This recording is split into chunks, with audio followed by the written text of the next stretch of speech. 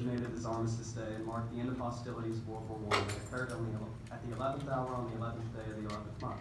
Therefore, the day is always recognized on November 11th, regardless of the day of the week the 11th falls on.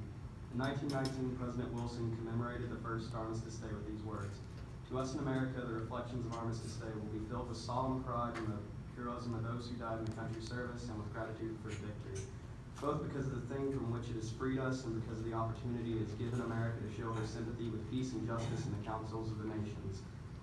The day was originally set aside to honor the veterans of World War I with a day of parades and remembrances, as well as laws and activities at 11 a.m. on the day. In 1938, it was made a legal federal holiday for all.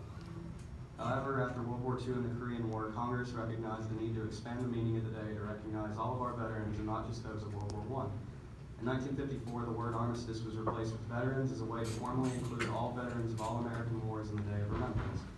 Veterans Day is a day not only to remember those who died in service to our country, but also to recognize those who continue to serve today.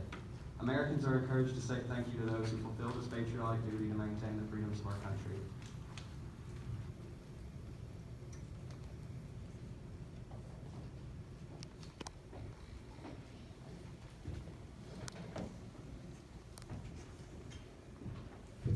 Ladies and gentlemen, please stand for the pledge.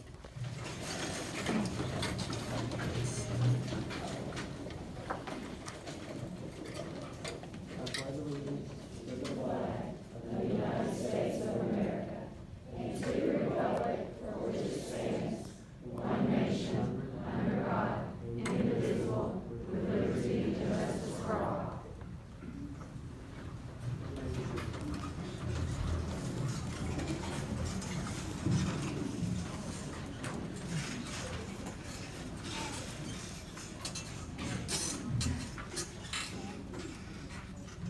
Star-Spangled Banner.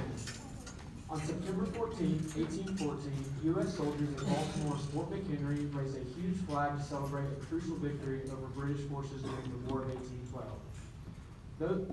The sight of those broad stripes and bright stars inspired Francis Scott Key to write a song that eventually became the United States national anthem. Key's words gave new significance to a national symbol and started a tradition through which generations of Americans have invested the flag with their own meanings and memories. Ladies and gentlemen, please welcome the Gordon Lee High School Concert Band, which is under the conduction of Bert Haynes and special guest conductor Haley Dalton. We hope you enjoy our program.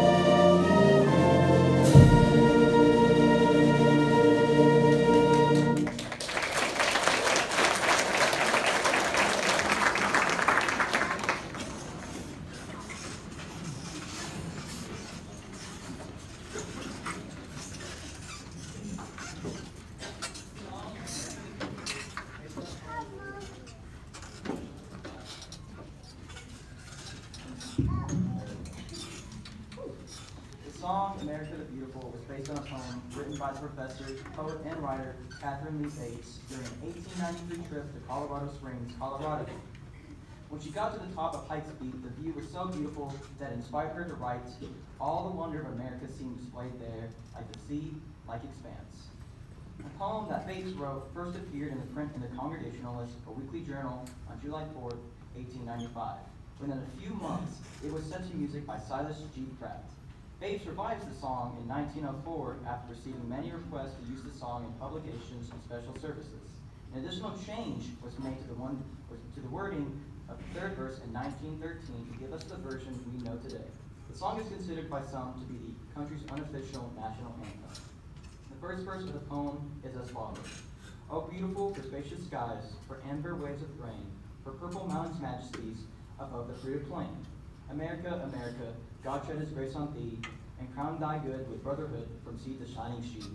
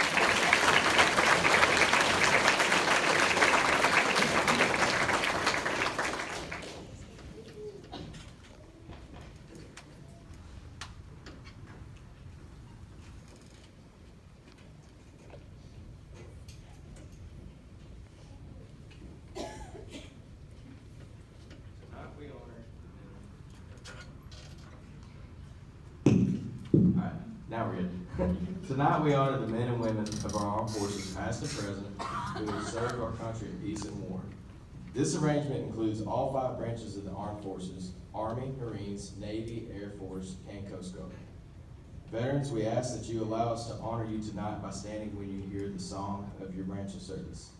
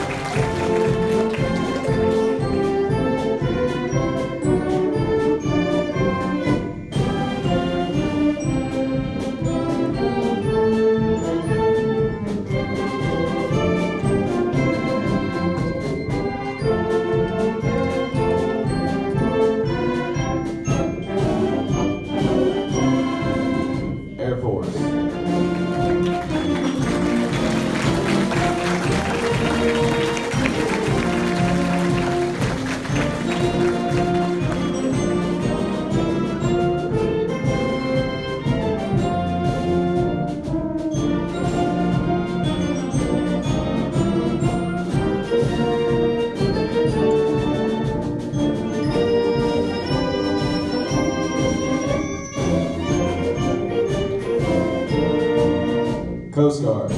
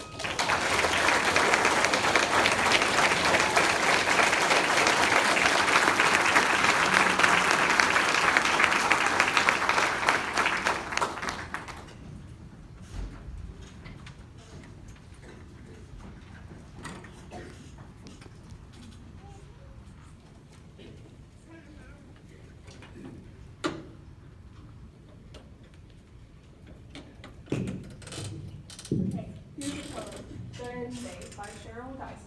On Veterans Day, we honor all who answer to the service call. Soldiers young and soldiers old fought for freedom brave and bold. Some have lived while others died. All of them deserve our pride. We're proud of all soldiers who keep thinking of white and blue. They fought for us, all of our rights. They fought for many days and nights. And though we may not know each name, we thank all veterans just the same.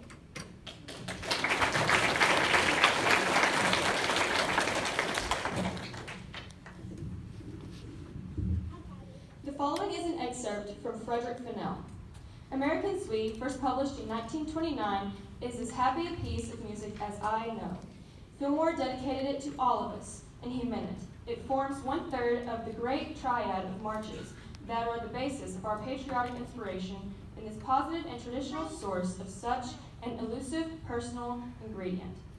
The three marches are, of course, Fillmore's Americans We, Bagley's National Emblem March, and Sousa's The Stars and Stripes Forever.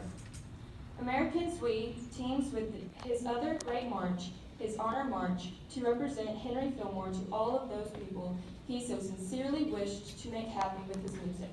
And highest on this list of those Americans whom he wished to reach with his old-fashioned patriotism are the never-ending thousands of young high school band musicians all over the Republic, who are its ever-developing present and future. When you play this new edition of this truly great American March classic, please remember that Henry Fillmore always had more fun with his music than anybody. By 1928, Henry Fillmore was the conductor of his own 24 professional band in Cincinnati. They performed a very popular series of concerts at the Cincinnati Zoo, a venue conducive for presenting new works. On one such occasion, a new, as yet untitled work premiered to warm a reception and instantaneous success. However, Fillmore had difficulty titling the work. In early performances, it went by the name The Cincinnati Zoo, at other times, Pure Food and Health. Neither of these titles seemed appropriate for the published work, particularly one of his Fillmore's finest. At long last, the work was published in 1929 under the title American Sweet, and is simply dedicated to all of us. Thank you for being here with us tonight, and happy Veterans Day.